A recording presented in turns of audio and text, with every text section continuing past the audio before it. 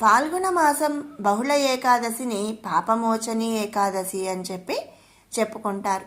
2025 సంవత్సరం పాపమోచని ఏకాదశి మార్చి 25వ తారీఖు వస్తుంది.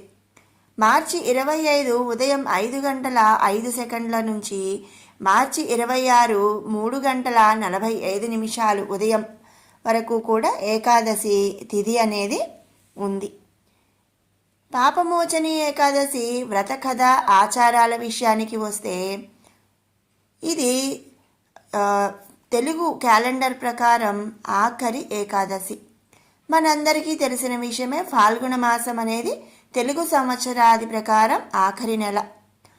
ఇక బహుళ ఏకాదశి కాబట్టి ఫాల్గుణ మాసంలో సంవత్సరంలోని ఆఖరి నెలలో వచ్చే రెండవ ఏకాదశి.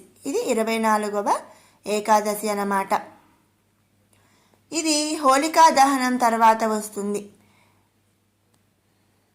హిందూలో పాప అనే పదానికి దుర్మార్గాలు లేదా పాపాలు అని చెప్పి అర్థం. మరియు మోచన్ అంటే విడుదల. మనం చేసిన పాపాల నుంచి, దుర్మార్గాల నుంచి మరి విడుదలనిస్తుంది, అంటే విమోచనం ఇస్తుంది. కాబట్టి పాపమోచన ఏకాదశి అని చెప్పి చెప్తుంటారు.